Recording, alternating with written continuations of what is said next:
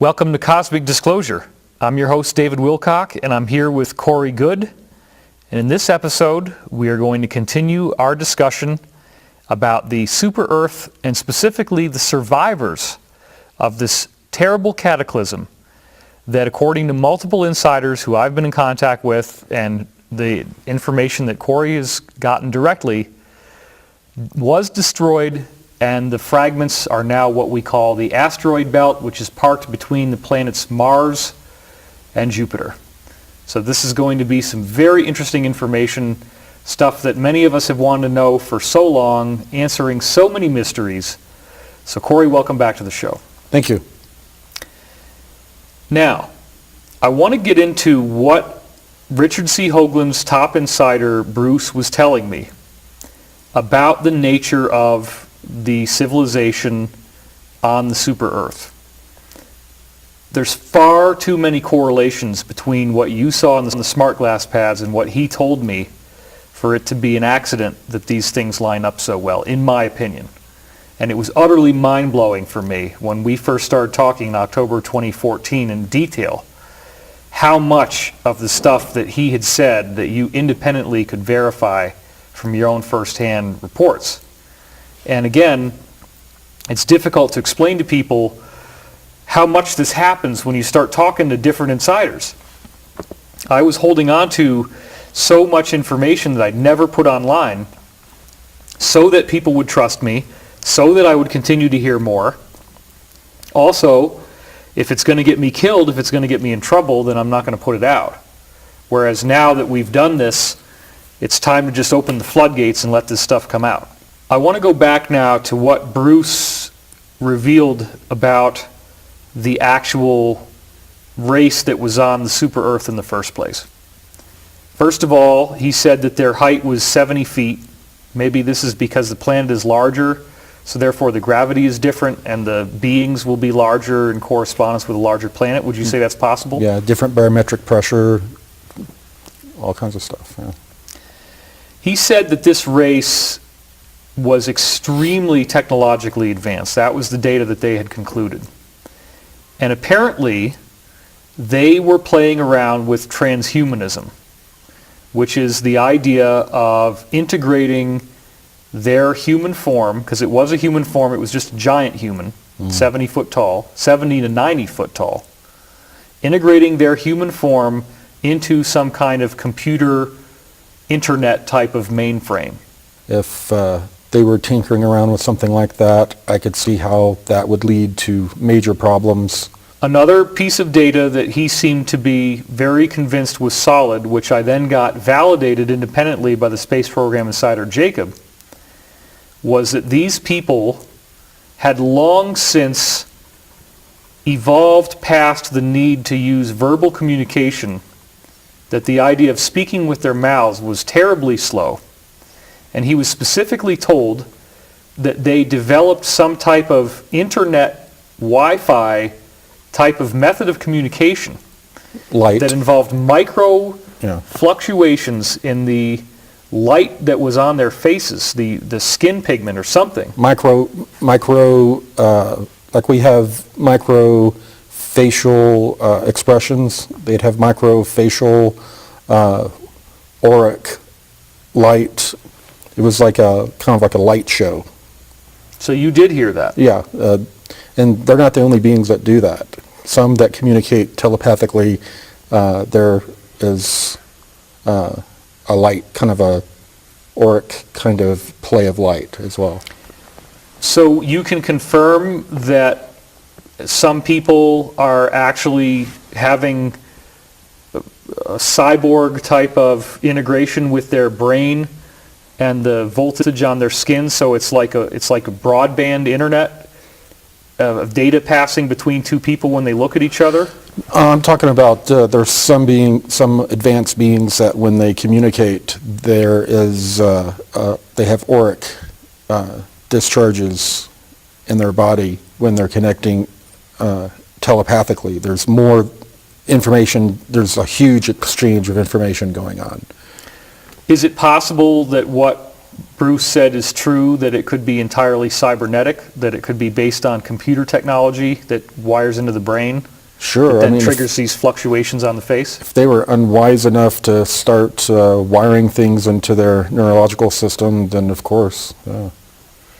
Well, that's exactly what he said they were doing. And he said that they had developed the ability to upload their actual consciousness. Did they find bodies? Did they find bodies with this type of implants? I mean, That's apparently that is part of it, and I'll get to that in a minute. okay. But it's interesting, right? Because he's hearing things for the first time too. Nobody gets the full picture, right? That's part of the thing that's so frustrating about this, is even at the level you were at, it's compartmentalized and you don't get to hear all the data that's available. Right. Yeah, there are certain areas of the Lunar Operation Command I haven't been allowed past. Okay, so we'll get to the bodies that they found in a little bit. Okay. Continuing the Bruce narrative,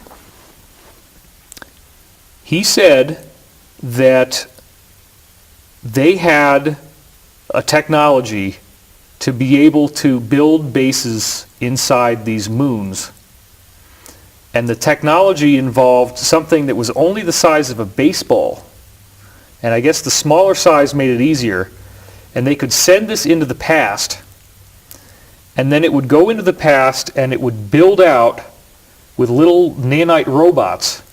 They would dig their way through the moon and build the base.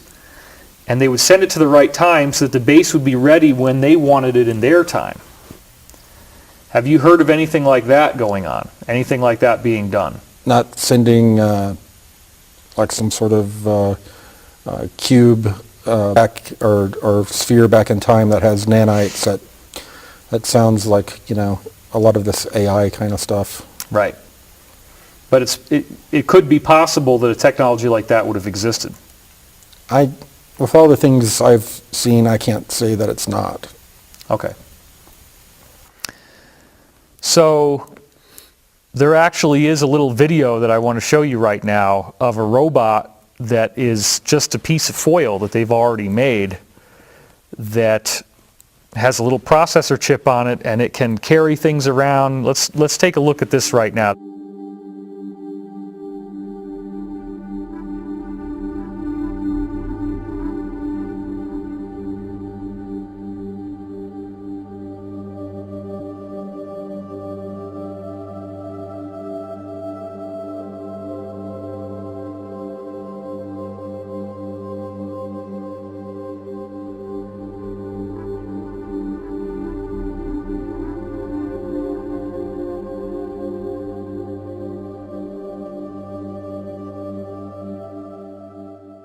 This video creeps me out because if you have these little guys that can just kind of flutter around and carry things and move things and build things, and if they then can develop a replicating ability where they can eat material, and this is what we already have right now. Imagine if our technology is 100 years more advanced, 1,000 years, 10,000 years more advanced.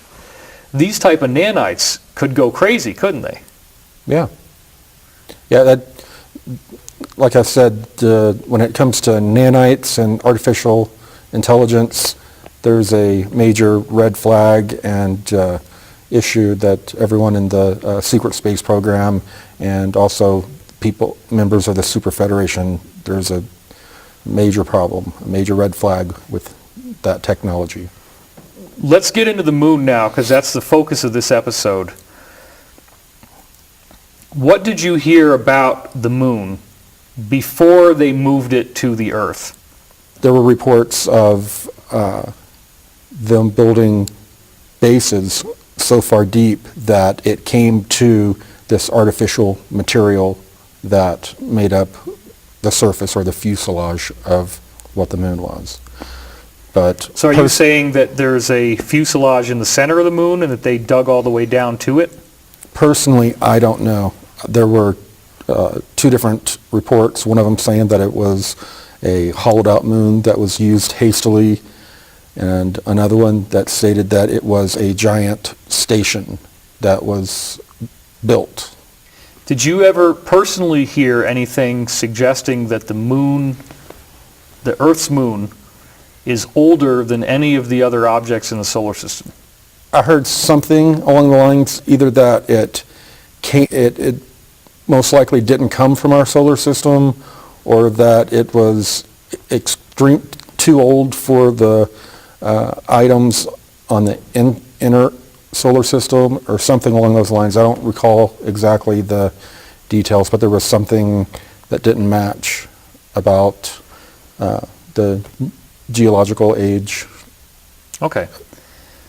For what it's worth, the insider Jacob, who we're not ever going to get on camera, what he told me was that the moon was portaled in to our solar system, that it's older than the planets in the solar system from somewhere else, that these people on the super Earth portaled it in at the last minute after having sent, and this is now gets back to what Bruce said, that they sent this baseball-sized chunk of nanites to this old solar system somewhere way out where their enemies weren't looking, because they knew now that the enemies were coming in to destroy them. They knew that their ring was going to be destroyed and their planet was going to be destroyed. They had very little time.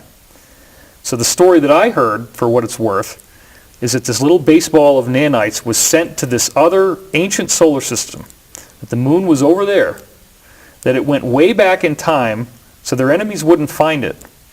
They built out the moon with the nanites, portaled it in, and then the elites of this planetary civilization on the super Earth, at the very last minute, right before the planet blew up, they portaled themselves into what we call the moon.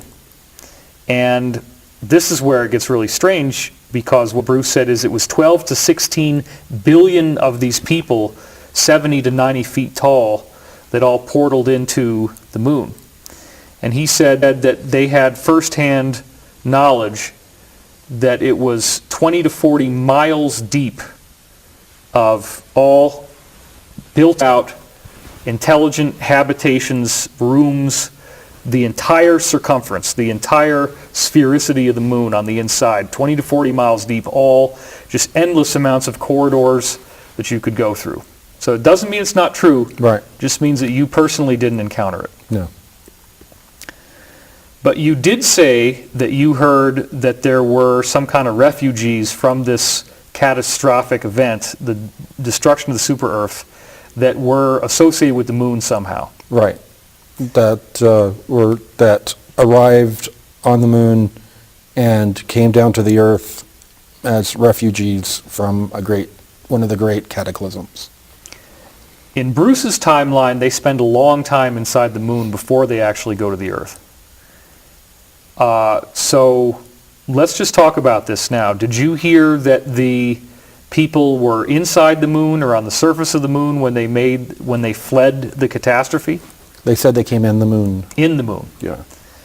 That's consistent with what I heard, which was that the moon was getting battered by asteroids. Nobody would have been able to be safe or survive on the surface, so they had to be inside, and that they created a very highly advanced computer course to guide the moon into orbit around the Earth, specifically also because if they didn't find a planet to go around, they were going to get gravitationally captured by the sun and they would be burned up in the sun.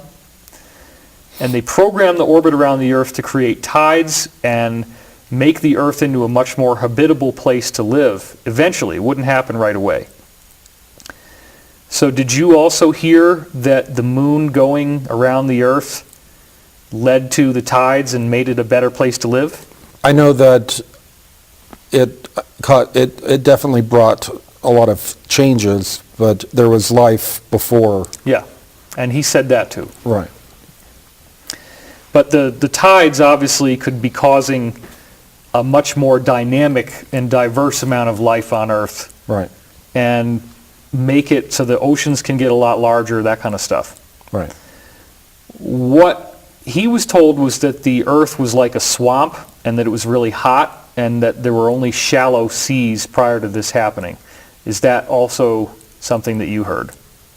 Well, I mean, I've heard basically the whole basic timeline, geology timeline of the Earth that everyone else has heard. It's fairly consistent, except they leave out major and minor cataclysms that happened throughout the history of the Earth. So did you hear that at one time the Earth was swampy and hot and only had shallow seas and wasn't very nice to live on? That it was much different. I didn't hear that it wasn't nice to live on. Okay. So the next thing is, he said that these people, these 12 to 16 billion people that portaled into the moon, which were like the elites of their society, I guess first of all, that little part of the story, that's consistent with the very common breakaway civilization narrative that you've encountered, right? Right. If you have a population of well over 1 trillion people, 12 to 16 billion is a very small number of them, and those people are going to save their own necks when they know that everybody else is doomed. Right. So what he said was that their intel was that the moon was pounded and that most of these people inside the moon all died in that initial event. So by the time the moon got to the Earth, it was very heavily damaged. Is that at all consistent with what you heard?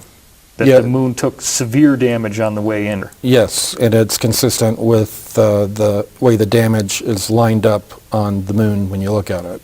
That I don't understand. Could you explain that? There's one side of the moon that has quite a bit more damage, and it's kind of like what happened to Mars a little bit. One side of the moon has had quite a bit more damage to it compared to the other side is more pristine. Well, now, right at the time that he was telling me this and saying it was an authorized disclosure, we start to see all these news reports where what they did is they take the moon and they turn it on a slightly different angle, and these seas, the mares as they're called, these dark areas, all form a square. A big giant square that covers almost the whole face of the moon. You just tilt it a little bit and you look at it and it's a big giant square. Corey, this stuff is mind-blowing. A geometric square should not exist on a natural satellite like that. What do you think we're seeing there? Why would they be telling us this? It's soft disclosure because at some point, if they're going to do a partial disclosure and let us know that there used to be ancient ETs in our solar system, like we discussed before, then one of the things they're going to want to show us are there are a lot of surface ruins on the moon, and there are a lot of images we can show of there's a giant tower that's twisted and shattered, or twisted and bent over as though it was hit with a blast wave. There are a lot of different artifacts from a wide range of ages. The moon is actually kind of a time capsule of an ancient time back when that super Earth exploded, and also of a time when there were battles between non-terrestrials and possibly even the inner Earth groups that had been battling it out after these large changes occurred and these new refugees were brought to Earth. That was a very traumatic and huge time of change on our planet. And it happened in waves, these refugees that came.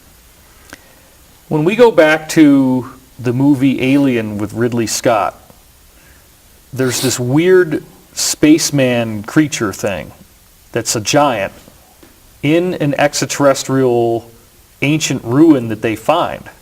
And then that story is followed up on with Prometheus, the movie, where you have these giant, bald, very pale-skinned ETs with these black eyes. It was I had a horrible time watching the movie. Some people really like it. I thought it was very traumatic to watch. Yeah. But do you think that this aggressive, angry entity, the giant treating humanity as it is now as an aberration, that we must be killed, that we're an accident, that this one guy from their civilization made us because he came to the earth, and remember, he dissolves at the beginning. Mm-hmm. Do you think that that is a statement of Cabal belief system? Very much about so. this ancient builder race and stuff? Yes. Okay.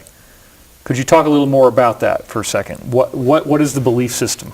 Well, I've heard several different versions of their belief system, but it's basically, their belief system is that this ancient builder race is their, one person called it a progenitor, or their ancient bloodline, that they are an elite. Their bloodline can be traced back to these ancient ET gods. Why do the gods hate us then? Why are they trying to kill us? Well, that fits in with their narrative of removing a certain amount of the population off the earth because we're useless eaters or genetically impure. That fits into their mythos and sick religious dreams of the future of mankind. That's as they would like to see it. So does a movie like Prometheus, where they go and find these very ancient ruins, is that like a religious sacrament for these people, that it's the closest they feel like they can get to seeing ruins that maybe because they're in the Cabal on Earth they're not actually allowed to see? Are they told that these movies are showing them something that's very close to what it really looks like? It depends. A lot of these people are out there doing scientific work, and then some of the people that are a part of these syndicate type cults are going to come out there on, I guess, a pilgrimage kind of visit if they have a certain belief that this structure or this location means something more. So they can go and take a trip out into the solar system and see this stuff in well, some cases? some of it depends on who it is. Yeah.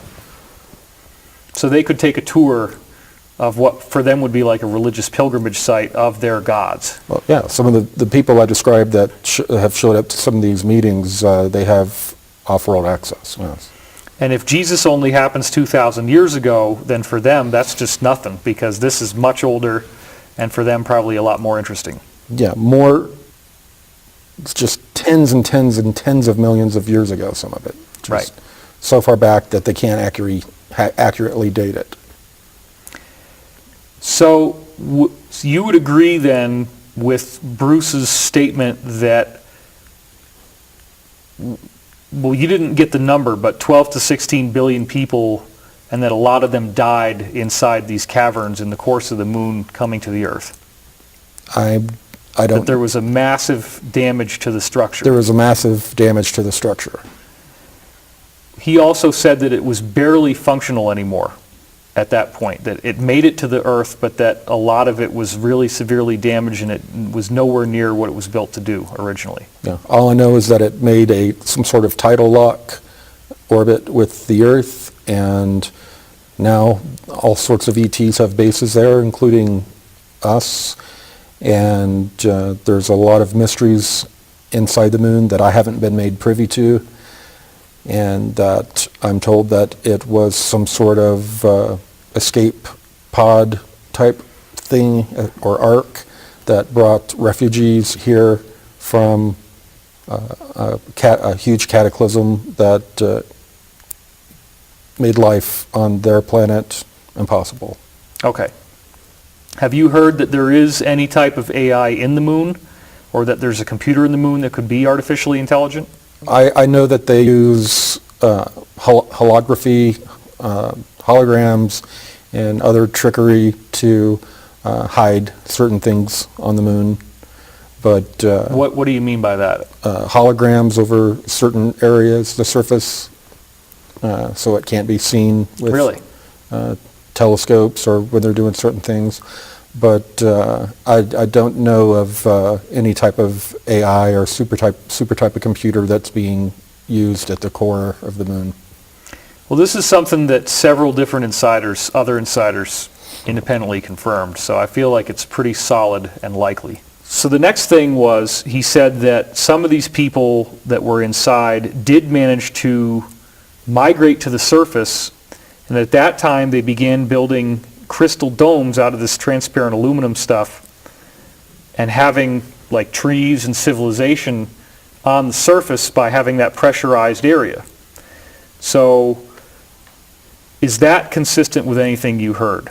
That there were actual domes, crystal domes on the surface? There were plenty of ruins of that type of structure.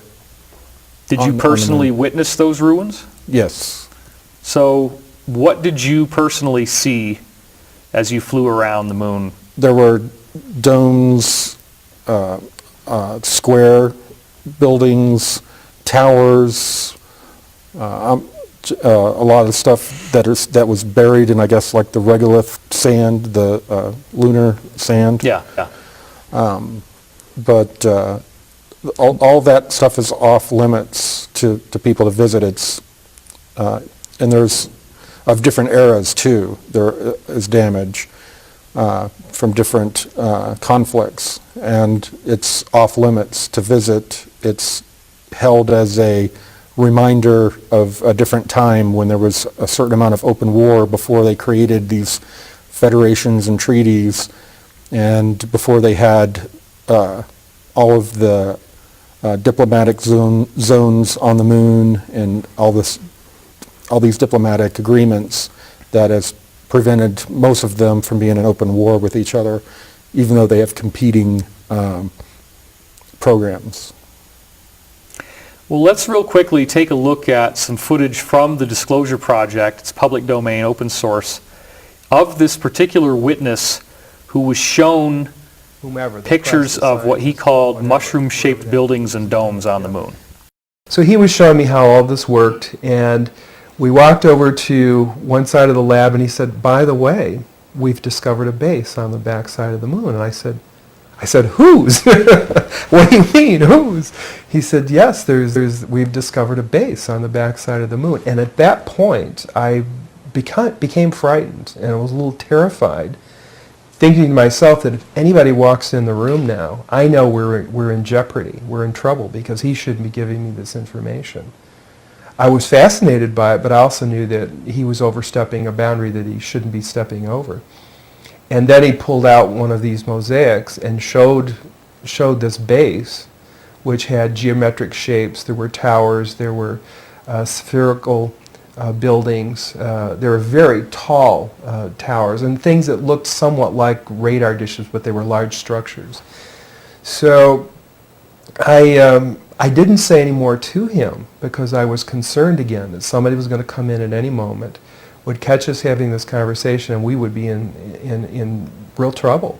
So that was the end of it right there. I didn't take it any further than that. I just filed it away. But the interesting thing, every day that I went home, I would think to myself, I can't wait to hear about this on the news, And, so I'd turn on the TV and I'd look at the news to see if they're going to announce, we've discovered a base on the backside of the moon, being really naive, And of course, here it is 30-some years later, and we still haven't heard about it. So when we include that testimony, we have independent verification of photographs of these things on the moon, and it's a very fascinating piece of collaborative data. But I just want to ask you a couple questions really quickly. First of all, you said you saw glass-looking domes? Yes. Were they smashed? Was like part of the glass smashed out? Yeah, they were not intact. Okay. How thoroughly damaged did they look? They looked very ancient and very damaged. Very damaged. And how transparent were they still? They weren't completely transparent. So they were covered with some degree of dirt and sand or something? Right. You mentioned square buildings. Were the square buildings also made of this transparent material? No, some of them look like they were made of. They look like they were made of some sort of either stone or concrete type of like created material. What about the towers? Were the towers made of that glass-like stuff? Yes, like tall, narrow and then bending back and twisting like they got hit with a blast wave. Well, there's a lot more to discuss with this story, obviously, but I think the key here is that you did see that whatever the civilization was that built domes and developed on the surface of the moon, that they were very heavily attacked, right? Because this damage was not something that would happen naturally. This was catastrophic damage. It was catastrophic, but I did hear that there were a lot of small catastrophes that were happening. I mean, if you have a planet explode in your solar system, it's going to knock things around for a while. So there's going to be problems for a while. So That's a good point. you know, there were problems going on for a while. All right, well, this has been a truly fascinating discussion. That's all the time we have for in this episode of Cosmic Disclosure. My mind has been totally blown yet again, and I hope you're having the same experience there as you watch this. My name is David Wilcock, and as always, we thank you for watching.